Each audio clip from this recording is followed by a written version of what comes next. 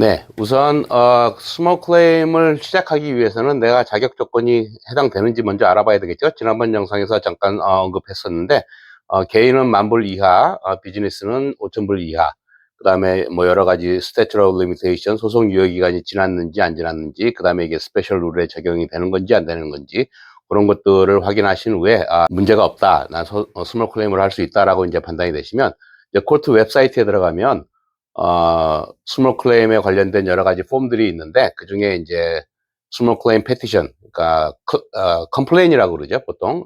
소송장을 작성할 수 있도록 코트 웹사이트에 그 폼들이 다 있어요.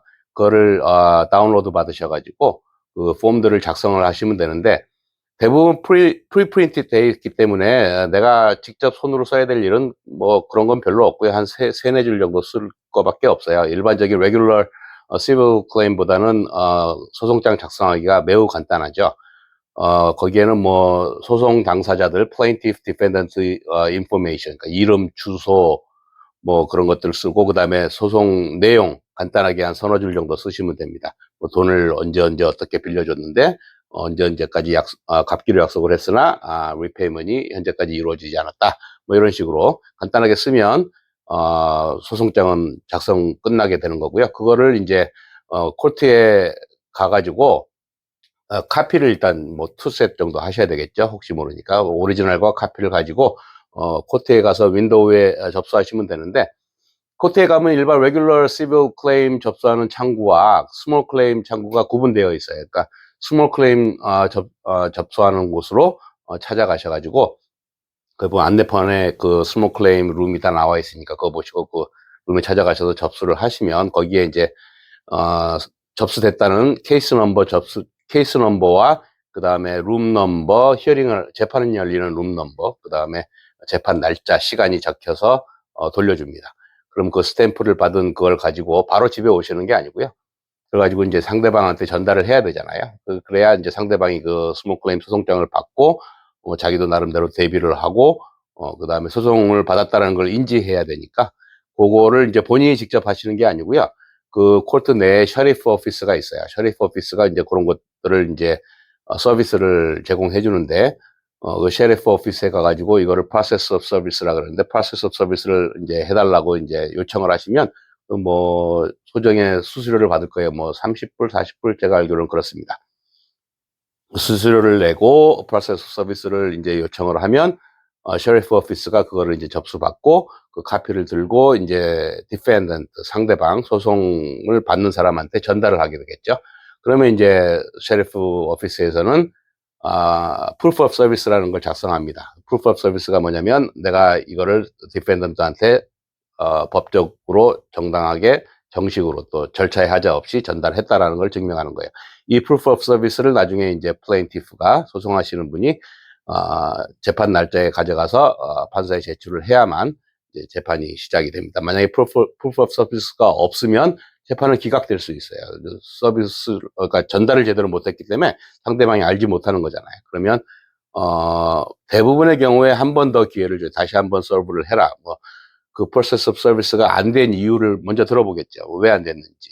뭐 정당한 사유가 있으면 다시 한번 프로세스 서비스를 시행하고, 그 다음에 이제 재판 날짜는 보통은 한 달 정도 연기가 될 거예요. 연기가 되면 그날에 이제 다시 프루프 오브 서비스를 꼭 가지고 이제 재판 날짜에 이제 가면 됩니다.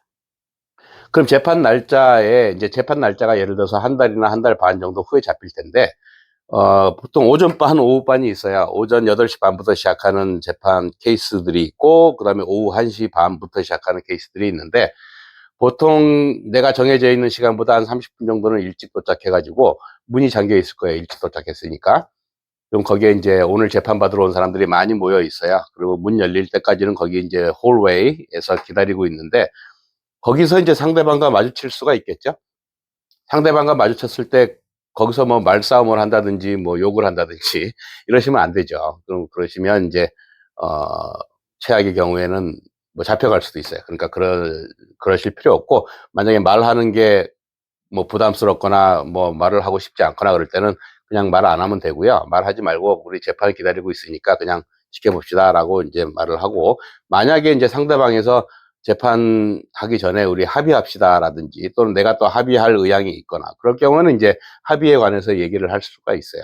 얘기를 해서 만약에 합의에 쌍방이 다 만족하는 합의에 이르렀으면 이제 코트 클럭한테 가가지고 나중에 이제 시간 되면 문이 열리거든요. 그럼 들어가가지고 코트 클럭한테 체크인을 하는데 케이스 넘버와 이름을 주고 체크인을 하게 되겠죠. 그러면 이제 이름 부를 때까지 의자에 앉아서 기다리면 되는데, 그때 가서 우리 이제 합의했으니까 재판이 더 이상 필요 없다라고 말씀을 드리세요. 그러면 코트 클럭이 이제 케이스를 디스미스 시키거나 아니면 뭐 사안에 따라서 이제 판사한테 넘겨서 판사가 이걸 보고 그 합의문을 작성하도록 하고, 또는 합의를 했으니 그냥 판사가 디스미스 시켜주기도 하고, 뭐 판사의 재량에 의해서 그 합의가 된 케이스는 그렇게 진행이 됩니다.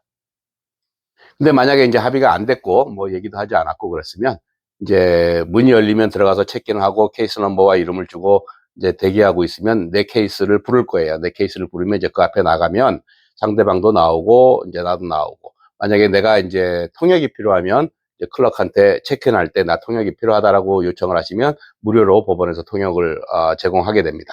그러면 이제 통역을 통해서 재판을 시작하게 되는데, 판사가 플레인티프한테 먼저 발언권을 줘요. 소송을 먼저 신청한 사람이니까. 신청한 사람이 이 케이스가 어떤 케이스인지, 무슨 케이스고 또 무슨 권리로 재판을 신청했고 또 저 사람은 어떤 의무가 있는지를 자세하게 설명하라 그래요. 그러면 그때 이제 내가 준비한 테스트머니를 이제 준비해서 가가지고, 보통 이제 내가 준비한 대로 판사한테 내 케이스에 대해서 얘기를 잘 하시면 되고, 그때 내가 준비해온 증거 자료들, 뭐 리시트라든지 계약서라든지 뭐 배책, 바운스난 체크라든지 뭐 여러 가지가 있지 않겠어요? 사안에 따라서. 그러면 이제 그런 것들을 이제 잘 정리해서 판사한테 제출을 하면 판사가 그걸 다 리뷰를 합니다.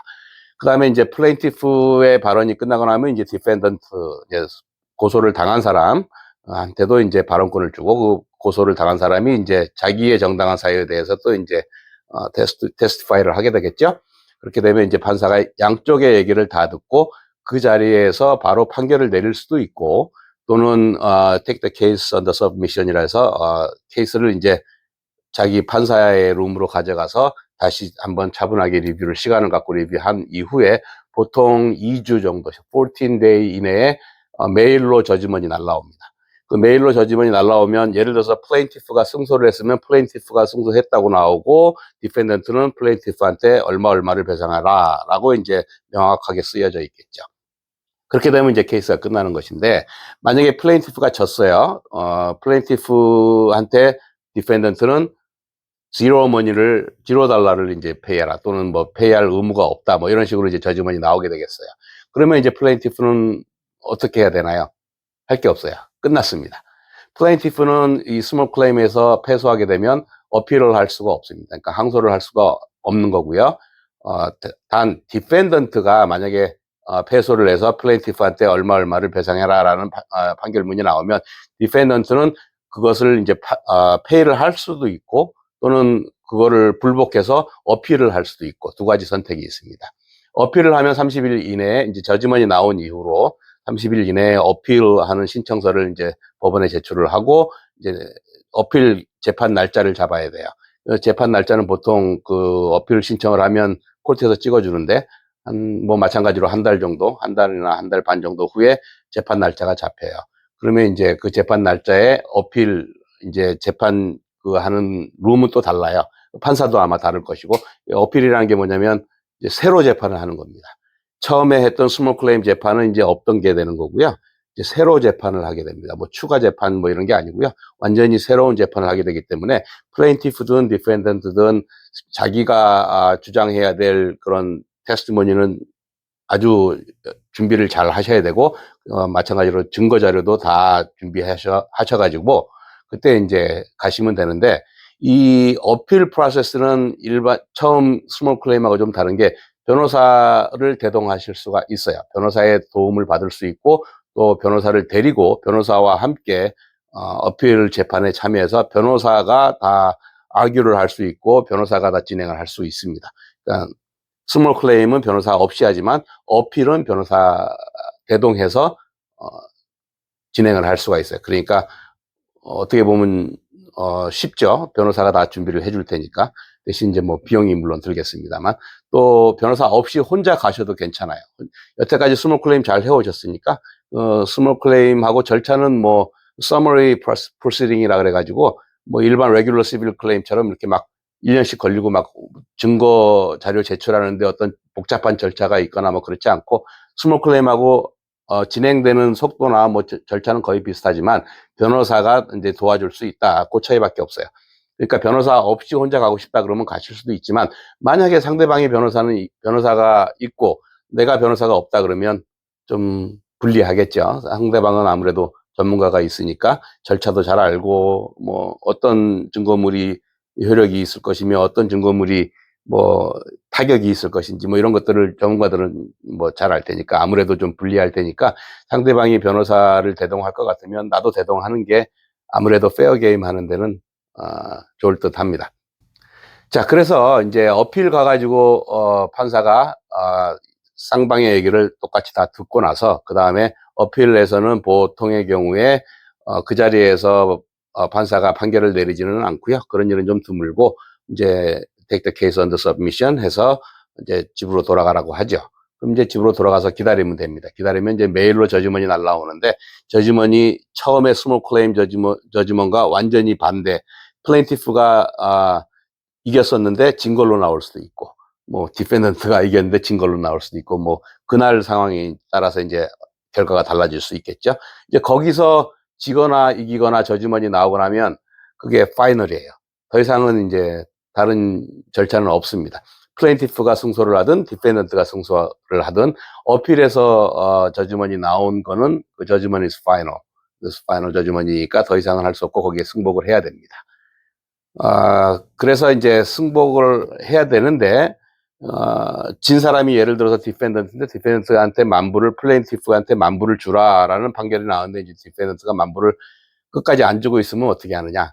그럼 이제 여러 가지 이제 포스트 저지먼트 프로세스라고 해서 강제로 그 저지먼을 인포스하는 방법들이 많이 있어요. 여러 가지가 있는데 그거는 스몰 클레임과는 또 다른 얘기고, 일반 포스트 저지먼트 프로시딩 굉장히 복잡하고 까다롭고, 그다음에 전문가가 아니면 좀 하기가 힘들어요. 여러 가지 윌 오브 포제션도 있고, 그다음에 뱅크 레비도 있고, 웨이지 거니시먼도 있고, 그다음에 그 셰리프 옥션도 있고, 그다음에 데러스 익자미네이션도 있고, 여러 가지 방법으로 그 저지먼트 데러를 이제 압박을 해서 페이를 하게끔 만드는 그런 방법들이 있는데, 그런 방법들을 사용해서 컬렉션을 하는 게 나한테 경제적으로 도움이 되는지 안 되는지 이런 것들은 이제 좀 전문가하고 상의를 해봐야 되지 않을까라는 생각이 듭니다. 이로써 두 편에 걸친 스몰 클램에 관한 영상 마쳤고요. 지금까지 시청해주신 여러분 감사드립니다.